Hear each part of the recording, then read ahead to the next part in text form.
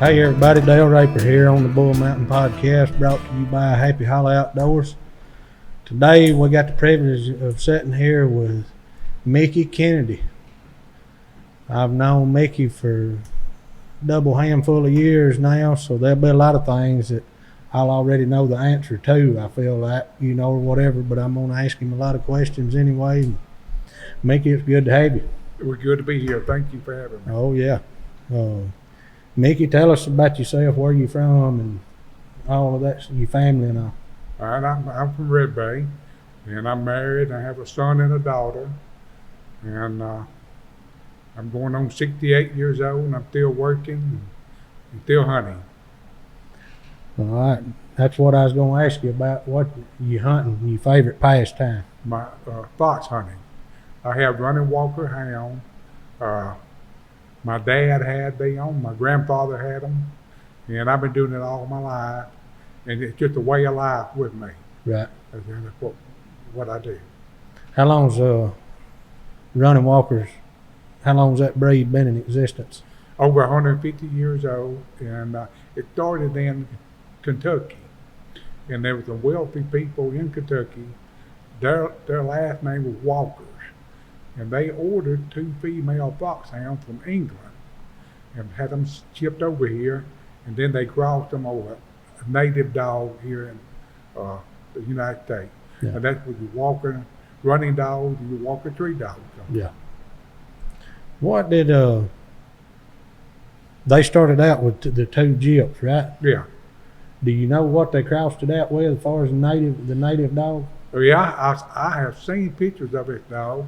And to me, it looks like a black and tan. Yeah. And some people say it's the other type of dog. I really don't know. Yeah. And they crossed it. And then there were some foxhounds that like George Washington had. Yeah. And some of that breed, then they crossed some on those also. Whatever they crossed it with, it worked out pretty well. Worked. It did.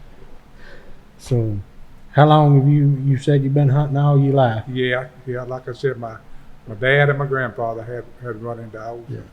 I went with them. What about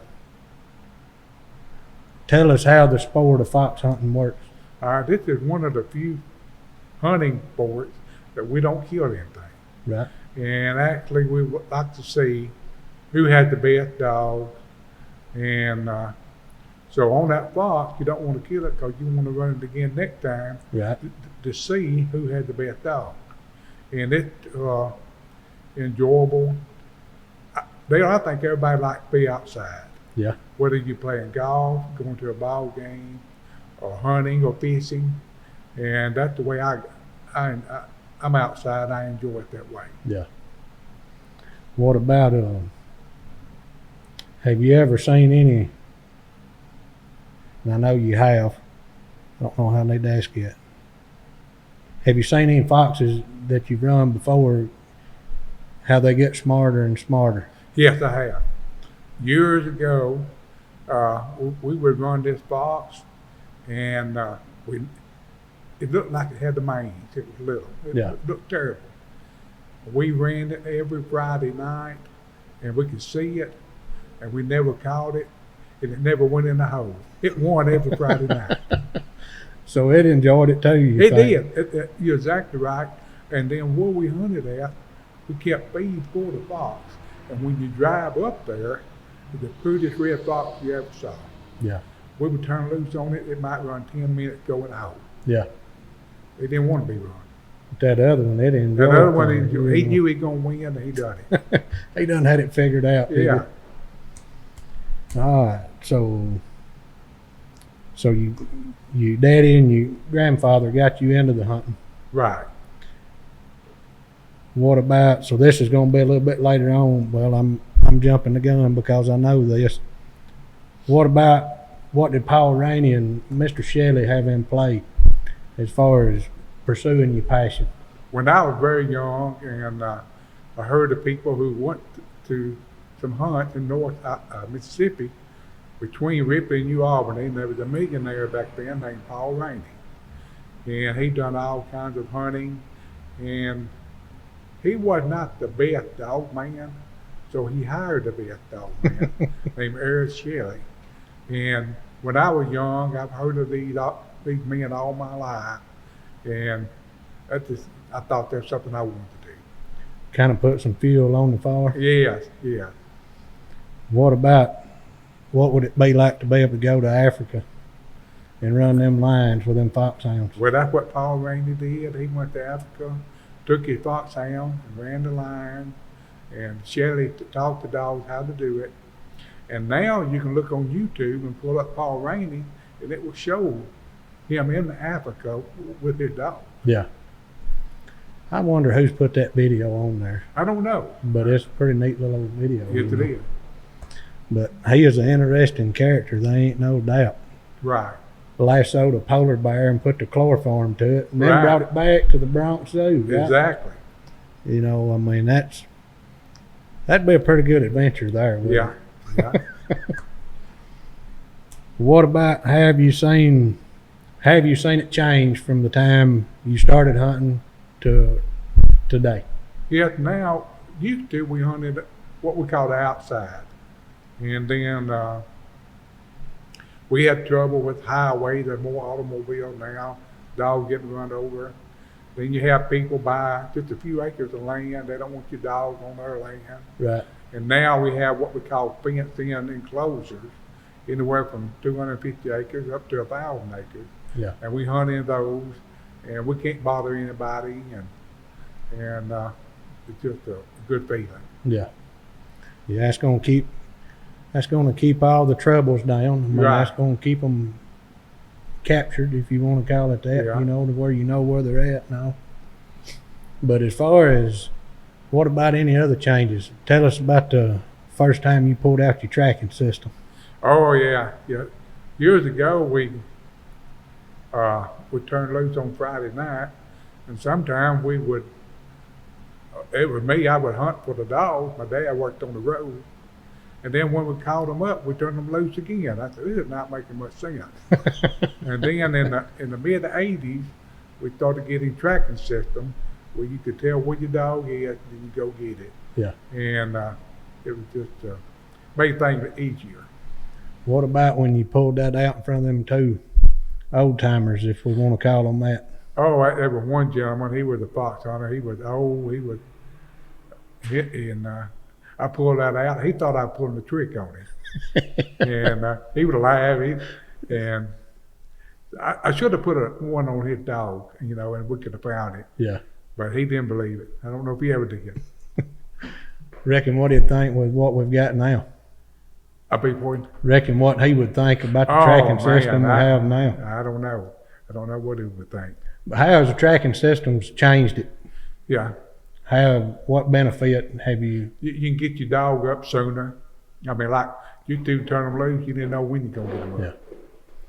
I mean, that's a tremendous help to be Yes, it able is. to, you know where your dog's at, or if they just a hunting, if they hadn't started trailing anything or running anything at the time, you know where it's at. You ain't wondering where it's at. Right. You know. Right. I mean, that's a very useful tool. Yeah. So what about the bloodline of dog? Or how long have you had the bloodline you running right now? It goes back to maybe the late 50s.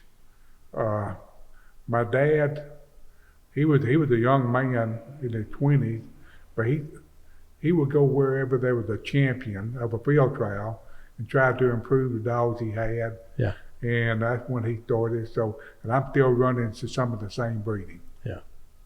How often do you have to make an outcross? About every 2 years. Every 2 years. And they don't always work, but you Yeah. try. You got to try it. You got to try. You know, it'd be nice if all you had to do was breed the best to the best. Yeah. And that worked every time. I got a breed now that I'm crossing on mine. It comes from South Carolina. A friend of mine in Charleston, and he been helping me with some dogs to cross on mine. Yeah.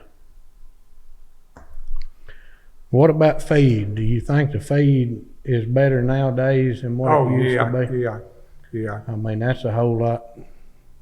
That's a whole lot to do with not just the dog's health, but the energy and the stamina they've got. You know. You're right. Feed is very important, but some people will buy just an average dog, and they think they're gonna buy a very expensive dog food to make him better. And it never works. Yeah. So there's so many good dog food on the market now that's no excuse if your dog's not doing well. Right. So, and them, what genetics, have you seen any of the genetics, being you've had that bloodline so many years, have you seen any genetics that's left the dogs? Or maybe it's gotten better? Well, they're faster. They're faster now. People breeding faster dogs now than ever. In the past, you had to have a dog that could go jump a fox and run it. And now, since we hunt in the enclosures, they don't do it anymore. And so we'll just see which one's the fastest. What about your field trials that's on the outside? Well, it's different now. They score them for jumping a fox, or hunting for a fox, and for speed also. Yeah. And we have several on the outside, and I go to them. So how is that judged? We have judges on horseback, four-wheelers to pick up, and your dog got to be in the right place at the right time. And they will score it for hunting. If it jumps a fox, it gets points. But say if a 6 dogs running a fox across the road, the first one will get 35 points, second one will get 30, 25, 20 on down. Yeah. So how many field trials are they that's still going? I think between 160 and 170. That's pretty good, ain't it? Yeah. Because it's been that the last several years, hasn't it? Yeah. So that part of it hadn't died down No, much, it has hadn't. It hadn't. So what about you might not want to talk about this. What about your 3 achievements? Well, my dad and I, when he was alive, he passed away, but we had our kennel, we called it Kennedy Kennel. Yeah. And there's 5 major field trials. And he and I combined are the only kennel that ever won all 5 of them.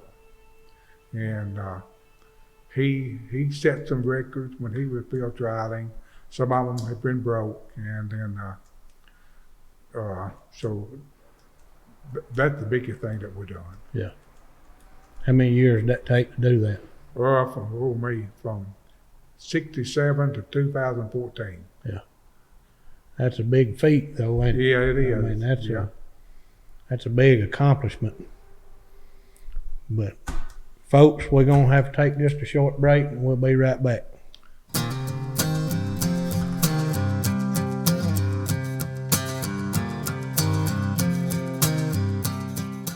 Make your next DIY project a success with a little help from Tiffin Supply. For 75 years, our hardware store has served the community of Red Bay and surrounding areas with premium lumber products, including treated lumber, siding, concrete blocks, and home appliances, including a large selection of windows in a wide range of sizes, all at affordable prices. Now, in our 3rd generation, we continue to have a knowledgeable and friendly sales staff who are eager to assist you with anything you need. We can select hard-to-find items, match paints, and special order customized doors for you. At Tiffin Supply, you get personalized service you can't find anywhere else. We are open Monday through Friday, 6:30 a.m. till 4 p.m. Come by or call us today at 256-356-4946. Also visit us online at www.tiffinsupply.com.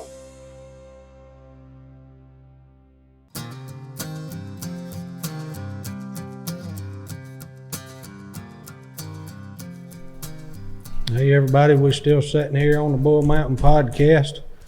I'm going to ask Mickey some questions now about going back to the field trials. He told us how they were scored. But where all are the field trials held at? They in all the states in the southeast. We have some in Illinois, Texas, North Carolina, South Georgia. Yeah. So y'all have the national hunt down at Grenada. We have that Grenada, Mississippi, and it's always the last week of October. All right. So you said the last week. Yeah.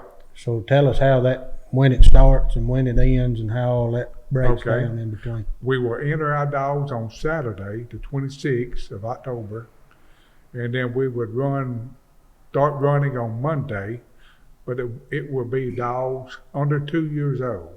We run Monday, Tuesday, Wednesday, and that is called the chase futurity.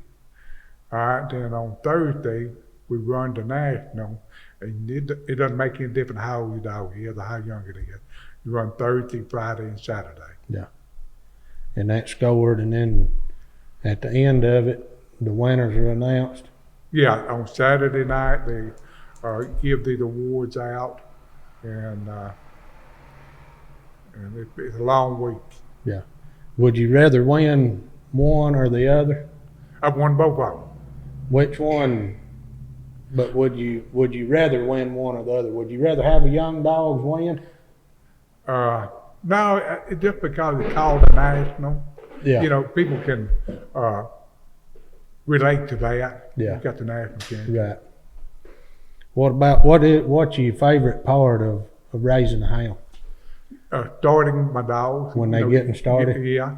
I think everybody enjoys fooling with young dogs and Yeah. see which one that wants to run and one that don't. I was talking to a guy yesterday. He always mess with tree dogs, you know.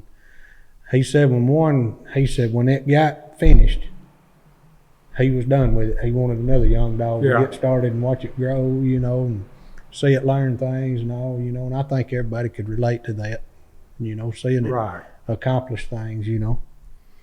But what about how many hounds have you got right now? I got the 8 running dogs and 7 young dogs that I start next summer.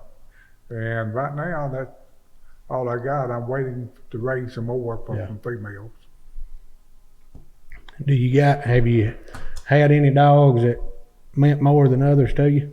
Yeah. It seems like the one that wins the most, you like those the most. And over the years, I've been lucky. I've had a few I really like, Yeah. and some I didn't like. What about, like, you know, I've got the cur dogs. What about with the hounds? Does any of them have a personality? Oh yeah, you know, you have some. I got 2 dogs now. They will not let anybody catch them or put a hand on them but me. Yeah. And I try to get I got other people to put them on the lead and walk them around, but they don't trust anybody else. Yeah. And then I got some, I just happy to see you, and you know. Have you ever had one that it seemed like it was doing it to please you? Oh yeah. You know what I'm saying? Instead of regardless, you know, when after I won with it or it come in from hunting and it wondered, I think it wondered if I was pleased with it, you know. Yeah, if it done good enough. Right. I know you have some too. Oh yeah. And it seems like the ones that happens with they just something different about them, you know, it something is. a little special there, you know. Yeah, they have their own personality. Yeah. You know, it seems like them are always trying to figure out something different, something a little better, something to keep from making that mistake or, Yeah. you know, whatever. But what about your daddy's dog, Red and Hot Shot? Hot Shot was a dog. He was the top producing foxhound in the United States 3 different years. And he had another dog after that called Big Red, and he was second place for 2 years. But both of them produced a lot of champions. Yeah. And the Hot Shot dog, he's in the Hall of Fame, what we call Fox Hunters Hall of Fame. How old was each of them dogs when they started that? You know, you said Hot Shot was 3 years, 3 different years. What age was that when they started breeding? He was just a little over 2 years old. Yeah. And Ray was the same way too. Back then, my dad, he wouldn't raise any dogs until they passed 2 years old. Right. To make sure they were good enough. Yeah. Yeah. All right. What about the field trial in Canada? All right, this was in the early 80s, 81, 82. Some friends of mine from Kentucky were going to Canada to field trial, and I asked if I could go with them. And we went up there, and it was great. And we hunted on an island. Every morning we got the dog, got on boats, and went out on this island. And that's where we ran the dog. They had the judges. And each spring they would buy a red fox, put them on that island. And when the winter came, it froze over. They'd leave it? Yeah, they would leave it. And it was a great time. I never will forget it. Yeah. Is that where what did y'all go travel in on the way up there? Doing that? What did y'all ride in on the way up there? I remember you talking about riding in a pickup one time, and y'all had a coal old lantern in there with you. Oh, that was long. That was here in Red Bay. There was a gentleman from Vienna. He had an old truck. This was in early 60s, I guess. And my dad had a pickup with a heater in it. Yeah. So they told me to go with this man down the road, and he had a lantern in his truck, and that was his heater. That was a long time ago. Yeah. Let's see here. Do you see many young folks at the field trial? Yes, I do. There? For a few years, it kind of died down, and I don't know what happened, and I'm glad to see it. But there's new ones all the time coming up I never met before, and they'll sometime, say in 5 years, they're out. Yeah. And then, but you got some that stays in. Yeah. I think it's like that in everything. Are you seeing that everywhere you go? Everywhere I go. That's good. Yeah, everywhere I go. It's just,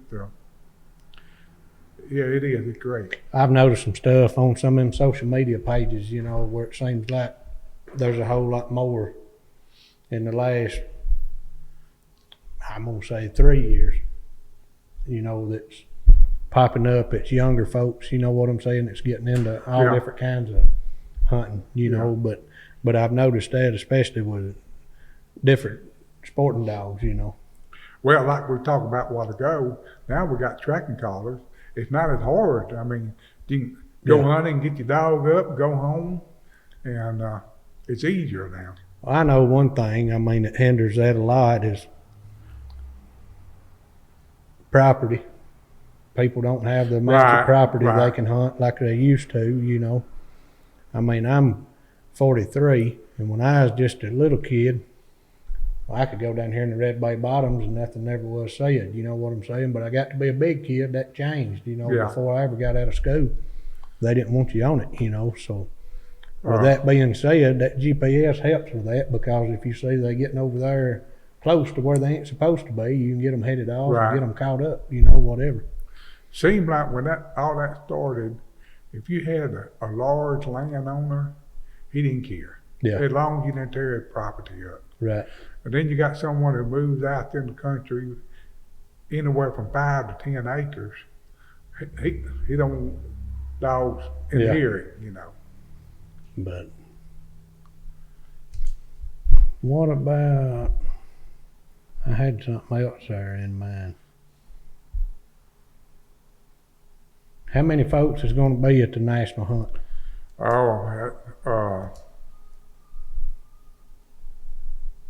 Maybe between 300 and 400 people, How many dogs? All right, the first 3 days, we'll probably run around 300. And then Thursday, Friday, and Saturday, last few years, we've been running over, just a little over 600. Yeah. So you're pretty close to 1,000 dogs there all week. This is the part that's interesting to me. How many different times are there that them dogs are turning loose each morning? Yeah, we turn loose all at the same time. That Thursday we turn loose the most. Yeah. And this is something I like to say, but at the National, you're going to have, I know, 2 doctors and a lawyer, and you have some people that are very successful in the business.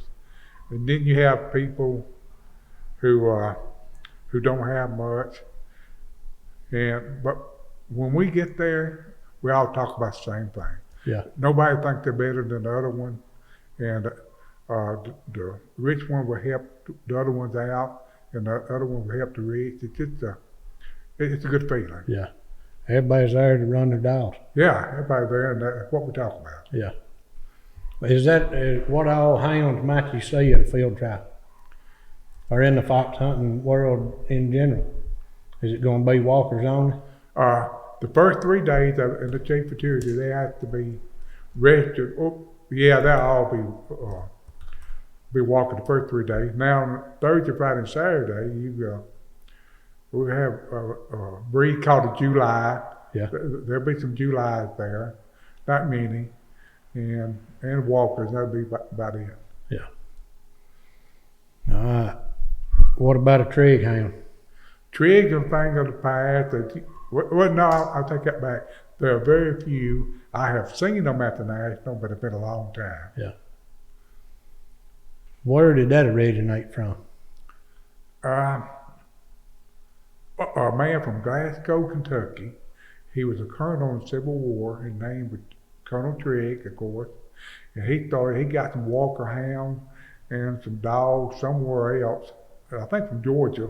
And he crossed them up.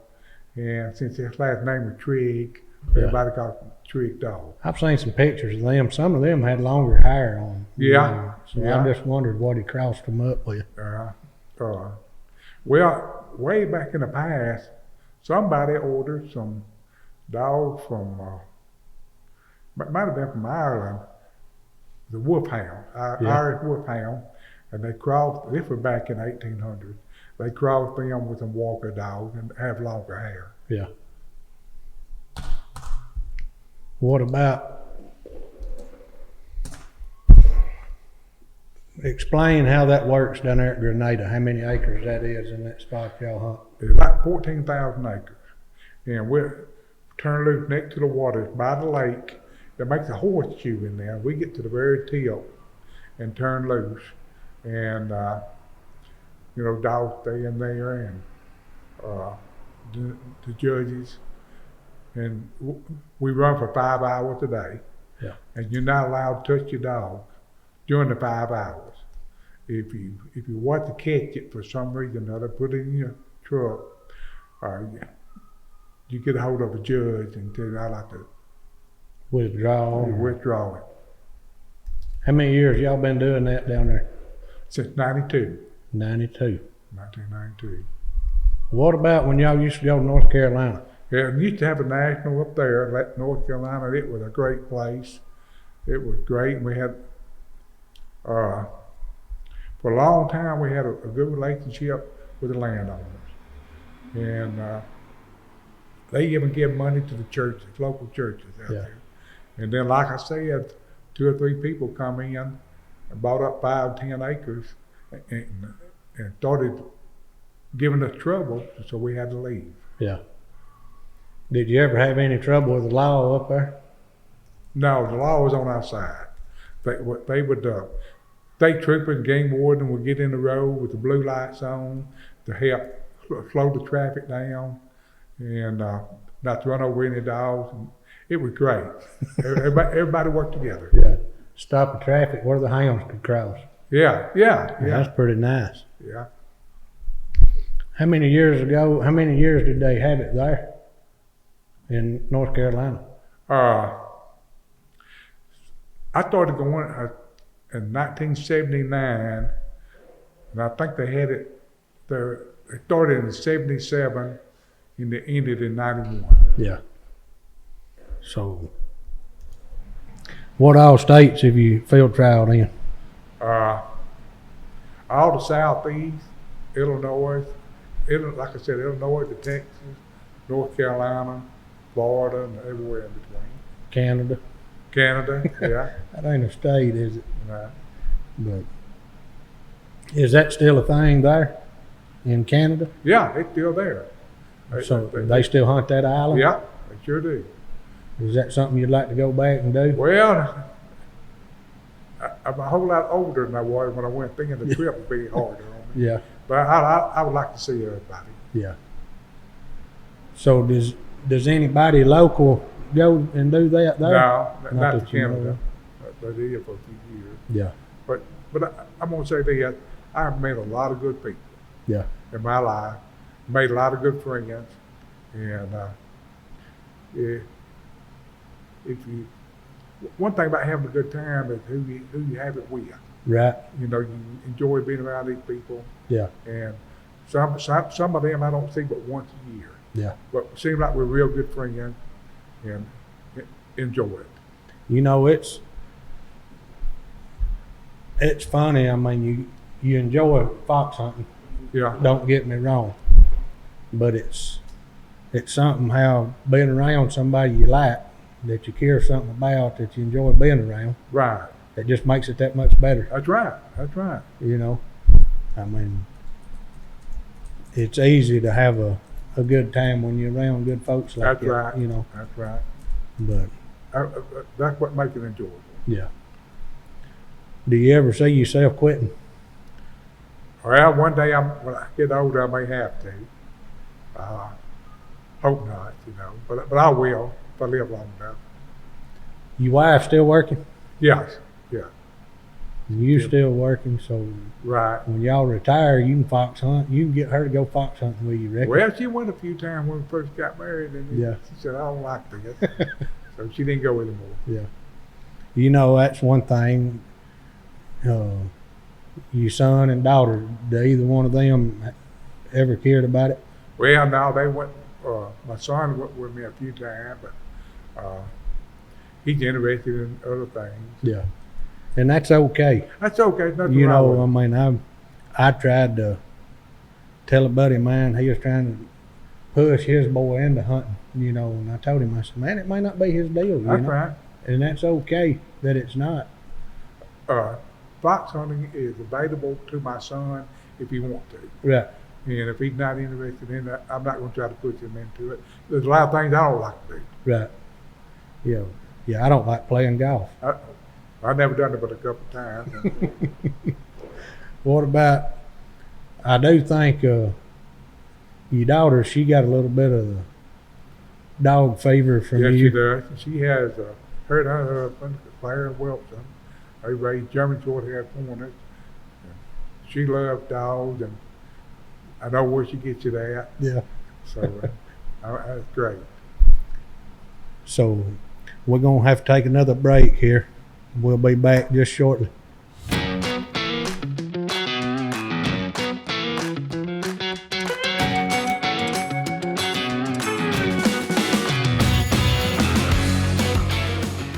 When it comes to buying land, why not have a team to help you make the right decisions?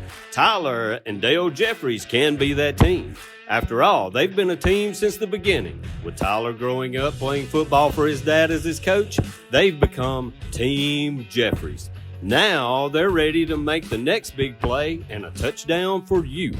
Whether you're looking to buy, sell, lease, or even auction land, let Team Jeffries take you to the end zone and make your dreams a reality. Serving all of Alabama and Tennessee. Visit nationalland.com.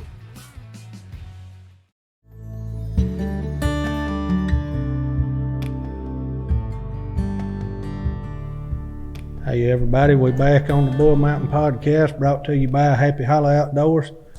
We're still sitting here with Mickey Kennedy. Mickey, he's full of knowledge on a lot of things, and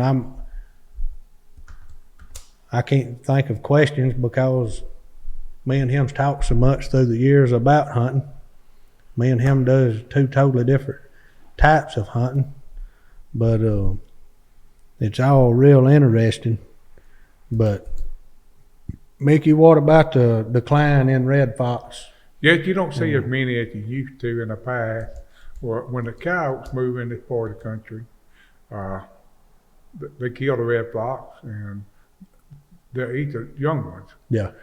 You'll see more grays than you do red because the gray can go up a tree and a cow can't get it. Right. But to me, a red fox is a beautiful animal, but you just don't see many anymore. Yeah. You know, there's a couple that several coyotes been caught over around the house in the last 7-8 years, and I've been seeing a couple of red fox, and I hope they make it. I do too. You know, I mean, I do too. I got to watch one last year in that field beside the house. That ice was thawing pretty good. You know, I say last year, it was early part of this year when that ice was on, but when that was thawing out pretty good, there was one, it was after a mouse, I'm sure, you know, out there pouncing around. Yeah. I really enjoyed that. But what all other kind of hunting have you done? Well, when I was young, my dad, like I said, he always had foxhounds, but he kept a pair of bird dogs. We would bird hunt. And when my brother and I were young, every fall, he'd get a squirrel dog and a pair of beagles. Yeah. And we'd done squirrel hunting, rabbit hunting, and then we got some horses. And we would, in the daytime, when we were running fox in the daytime, we'd ride horses with the foxhound, and we done the same thing with squirrel dogs and a beagle. Yeah. To me, riding a horse with a hunting dog is a great sport. Yeah. It's great. You know, I can't imagine what Shelley, what kind of horseman he was. Oh, he had to be great. You know, he talked about in your book, you know, what you let me read, you know, that he wrote. He talked about going alongside them hounds, breaking them off a certain game, you know, and stuff. Right. Can you imagine doing that? And, I mean, of course, they had dogs that were very fast, but I read where if a dog got after a type of animal in Africa they didn't want, he would go with a lasso, rope them. yeah, I mean, you had to be a great horseman to do that. yeah. What about, so this is getting back to Rainey and Shelley, what about Clyde? Clyde Morton, he came there when he was just a young man. His dad passed away. He had to have a job. He loved hunting. He loved fox hunting.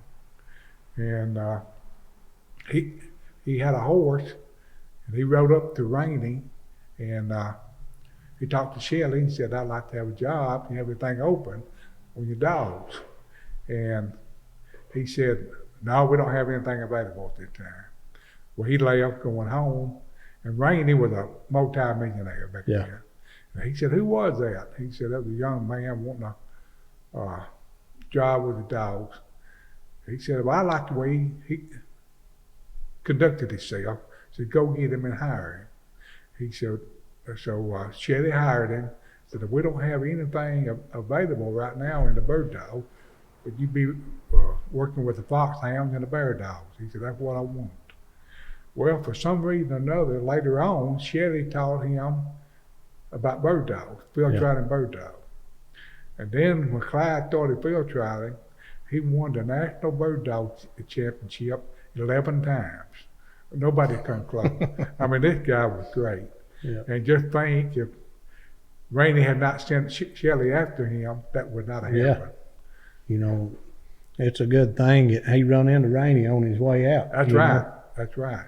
And matter of fact, his name was Clyde Morton, a great bird dog field trialer. Yeah. But his hobby was fox hunting. Yeah. That's what he done. And in the early 60s, he would buy a pup from my dad. Really? Yeah. And to get his, his pack of foxhounds. Yeah. Did you ever get to meet him? No, I didn't. I would love to. Yeah. He was a great dog man. You know, it takes somebody a little different. It does. You know, I guess it probably takes somebody a little different to do any kind of hunting with a dog to enjoy that. But to be the caliber of dog man that's like Shelley and Morton was, you know what I'm saying? I mean, of course, they're dead and gone now, but they had to have great wives. Yeah, they did. You know, I mean, they had to have great family just to put up with them. I mean, you know good and well that they was lots of times that they was gone way before anybody else got up, and they come in after they went to bed, you know. But both of them worked for people. Right. And they worked for very wealthy people. But those wealthy people were not good dog men. Right. But they were smart enough to know to hire the best one. Yeah. And it worked together. Yeah, they're smart enough to know that they wasn't the best, so they just hired the best. That's right. You know. That's right.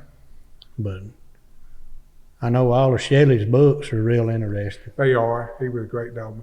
And, you know, he wrote a lot of articles in different magazines, and He had to be a real intelligent person just from reading his writing. Exactly. You know, I mean, yeah, he was a good writer and a good storyteller. You know, the way he would put the details in there. But, well, you need to look up Dale Lee. All right, I will. Yeah, check him out. He's a tree dog guy. Okay. But it's pretty interesting what he done. Yeah. But what about your daddy's shotgun that you bought him? His shotgun? Yeah. He was a great shot on bird. He grew up shooting wild birds, and then it got where there wasn't any, and we had to shoot at preserve where to put the birds out. Well, he said, I want more. He had a Tweet 16. He said, I want more of a challenge. So I got him a 410 Remington 1100 automatic. And it was a challenge, and he loved it. And before he passed away, he says, if something happened to me, I want you to give it to my son, Tyler. Yeah. And Tyler got it now. Good. Did he enjoy hunting with it? My dad? Yeah. Oh, yeah, he loved it. And he got to hunt with a lot of people, and everybody thought that was a big thing. And, Yeah. And it was. And What about back on the dogs? How do you know what cross to make? you don't. You can breed the best male dog to the best female dog, and the puppy will be average. Yeah. And this is the way I was taught to do it. We have pedigrees. Right. And we can look at the grandfather, great-grandfather, great-grandmothers, and things like that. And when you see one with a lot of good dogs you have heard about or read about, that's what you want to breed. Yeah. I mean, it got to be a good dog with a good pedigree. And 25% of the time it happens, most of the time it don't. What about, have you ever seen just an average dog that was a great producer of good dogs? Yeah, my dad had one, and he had that great pedigree of other people's dogs that did win, and they called him Top, and so he bred a few females to him, mainly because of his pedigree. He was not a bad dog, just an average dog. Right. And man, he threw so many pups better than he was. It was unreal, and he was a great dog. It'd be nice to be able to figure out what was in that dog that he was just average. Yeah. You know, but threw so many good dogs, you know. And he in the foxhound world, you'll have more good female dogs than you do male dogs. But Top, the male dog we're talking about, he threw a lot of good male dogs also. You reckon why that is, more females? I don't know. I don't know.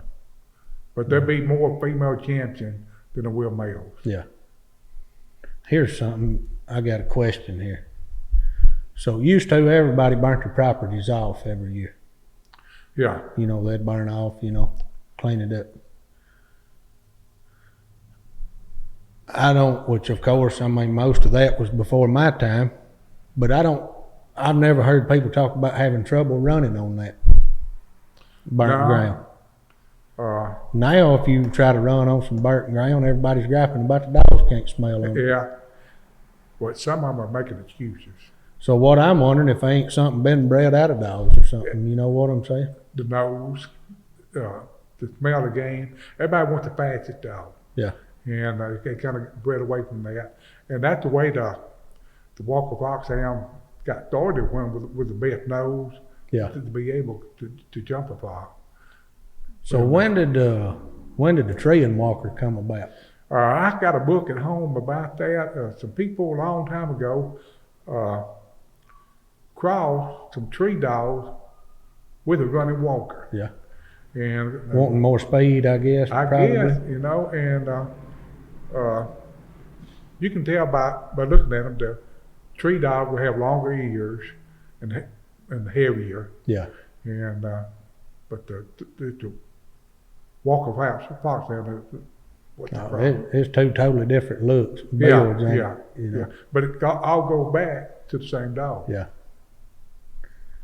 Is there any other foxhounds that you know of that's not in existence anymore? That people used to run for? Yeah. There was one they called a Goodman, and they don't have that anymore. It seemed like another one, but I can't remember. What was that Goodman? Do you know what cross up it was? No, I don't. I have seen pictures of them in books in the past. Yeah. And seemed like the last time I've heard about them was in the late 80s or something. Yeah. Where's most of you fox hunters from? You have a lot from Mississippi and the Carolinas. Probably more dogs in North South Carolina and Mississippi. Up there in the Carolinas and Mississippi, you can run deer with your dogs. Yeah. So there during deer season, they all use the dogs to run deer with, and then when the deer season's out, they go back to running fox. Yeah. So what happens in a field trial if that happens? If they get after a deer? Well, they don't score them, but they don't penalize them. No either. score, but no penalty. Right. What kind of you said it works out 25% of the time. What's the best percentage you've ever had on a breeding that worked out? Say if I had a litter of 6 to 8 pups, if you get a 2 out of that what I like, Right. that's good. And you want above average. Well, I want the best. I want the best. Doing what Yeah. you want it the best that it. Yeah, I that don't you can always get it, but that's what I want. You know, I talked to a guy a couple of years ago. He said about 60% of his pups would make above average Yeah. off of this one particular jip. You know, he said it didn't matter what he bred it to. It didn't matter. You know, about 60% of them would be above average. Yeah. He said, but I've got one out here. He said, the best jip I've ever had. He said, I can breed it to anything. And he said, if I get one pup out of her that's average, he said, I'm lucky. Yeah. You know, so all of that's just a guessing game, you know. I had a dog, and his name, it was a pup out of Top. His name was Top Hat, and I won the international with him. Yeah. And I took him to Canada, he played, took him to Texas. He'd win you something everywhere you took him. Yeah. So we got to crossing the females. None of them was any good. I mean, he liked to put us out of the business. But a guy from Florida and a man from Arkansas crossed their females on him, and they had very good dogs. Yeah. And it seemed like pups and grandpups out of that worked. It was very good. Yeah. But everybody else, it did not work. Yeah. You got any advice you'd want to give anybody that's interested in the fox hunting? Yeah, it's a great way to, spend time outside. And if you're going to start any type of dog, be honest with yourself. Don't make excuses for your dog. And I always try to get better dogs, you know, and treat everybody the way you want to be treated. You know, then there is one story I want you to tell before we wrap it up tell about the time you was 12 or 13 years old in Ripley, Mississippi. Oh yeah, they have what they call the trade day at Ripley, Mississippi, first Monday. And I was about 12 or 13 years old. And this man come by with the ugliest dog I've ever seen. He looked like a half basket and a half blue tick. He was healthy, but Yeah. ugly.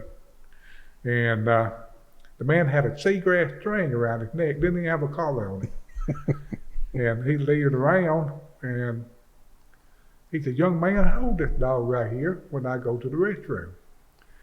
And back then, you done what adults told you to do. Yeah. I said, "I'll hold him." Well, in a few weeks, I'll be 68. And I was 12 years old then. I ain't seen that man since. he went home and left me holding the dog. Oh, mate. Hey, you remember the first time you ever went to Ripley? Yes, I do. How did that come about? It was my cousin. There were 4 of us rode in a pickup. Of course, back then, a lot of people didn't have an air conditioner in a pickup. Yeah. We didn't have an air conditioner in July. And we went, and I thought, where have I been? They had hunting dogs, knives, guns, and everything else. And I didn't have any money. Yeah. Just looking. And I said, when I get some money, I'm coming back to this place. And it's still going on today? Yeah, still going on today. But is there anything else you want to talk about? No, I just really appreciate Oh, you yeah, doing man, that. I appreciate I really it. enjoyed it. And Did we talk about Rainey lassoing the polar bear?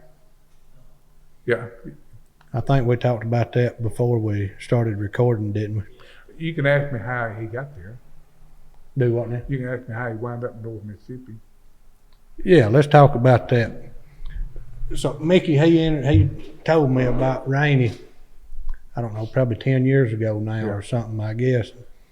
And that's real interesting. I've got an Iredale now because of that book. He talked about using Iredales in there, and I had to have me an Iredale then, so I've got one now.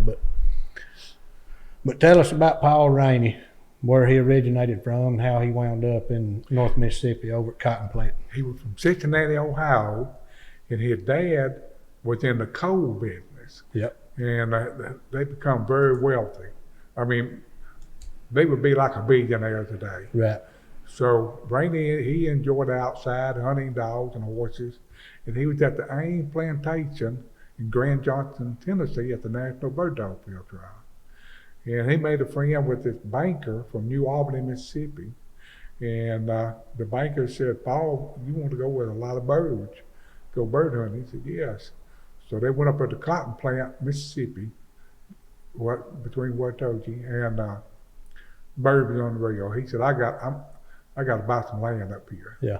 And he bought up over 10,000 acres. And all it knew for was hunting. Yeah. And he built a house like 1900. He had an indoor swimming pool. And Most people didn't even have running water in their most house. people didn't have running water. But now he had a bottling plant and some other plants. He provided jobs for people. And so he went to Grand Junction. That's where he met Shelley. Shelley won the National Bird Dog Field Trial. And he said, "I'd like to invite you to my place." And so he went. And in the trophy room's still standing. Yeah. He said, "I'd like to go to Africa to run line with foxhound." And they said, "Oh, you didn't know that they'll kill every dog." And so they loaded everything up and went. But Paul Rainey died as a young man, but he done a lot of good things in North Mississippi. Yeah. What about the time they captured the polar bear? They was in North Pole, and there's a polar bear and in the water. And like I said, you can look all this up. Yeah. You put up Paul J. Rainey, and they lassoed a polar bear, and then they put it to sleep, and he brought it to the zoo in New York, Bronx Zoo. I found a picture of that Yeah, on the internet. Yeah. Where they was hauling it in there. Yep, they knocked it out with chloroform. yeah, Yeah. right. And now, since you said that, see, that was done in like 1919. Yeah. The first King Kong movie, that's what they done to him. It was made in the 30s. Yeah. So you wonder if they got that idea from Shelley. Yeah, probably did. I mean, from Rainey. probably did. I mean, they had to get it from somebody, Yeah, yeah. you know. But, you know, they still, I don't remember how many thousand acres it is, that Paul Janney waterfowl reserve or whatever it is. Exactly. You know? It's around 10,000 or something. I was wanting to think it was 13,000, but I It's could be around- wrong. I mean, his sister gave the land to Yeah, the state of Louisiana. but had it, what the depot even went to, he had a depot at his place, right? Yeah, yeah. Yeah, Yeah. he had his own railroad cars and things like that. You know what? I can't remember what held him back from being able to join the United States military. Something to do with his back. He fell off the horse. That's what it was. The Yeah. polo, one of them polo accidents. Yeah, exactly. And they wouldn't let him join, so he just bought his own ambulance. Yeah. Had his own. Went over and rode around and Yeah. helped folks, you know. He's pretty adventurous, wasn't He he? wasn't he? He was something. Yeah. Well, folks, we're gonna wrap this up. Come on, let me get my phone out here. Should have done had this pulled up.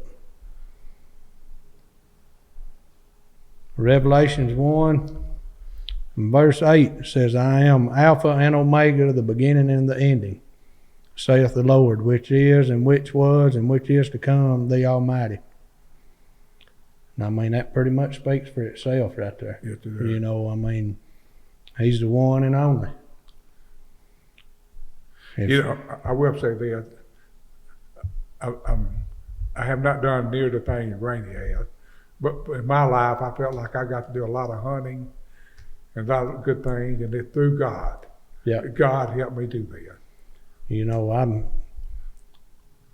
it's hard for me to realize that there is people out there that do not believe in God when we can get up every morning and see what's outside our window. That's right. You know, and it's all because he allows us to have it. You know, I mean, He got a plan for everybody. oh yeah. You know, and it may not go to our plan, you know what I'm saying, or on our timing or anything right. else, you know, but he has a plan, and like I said, he's the beginning and the ending. So I mean, it's all on him, and it's hard to stay in the line that we're supposed to stay in. Yeah. You know, I mean, it's easy to get distracted and get discouraged. The devil working at you all the time. Yep. You know, I mean, we're already born of a sinful nature, Right. you know, so we're fighting that. And Satan, you know, so I mean, we up against it, but we got what we need, and that's Jesus Christ, you know what I'm saying, to overcome it. Right. And when our time is through on this world, we will be judged, you know Yeah. what I mean? And I mean, it's going to happen, ain't it? It happened to everybody. Yep. Every tongue will confess and every knee shall bow, you know. So, folks, we're going to leave y'all with that. Hope y'all have a good one.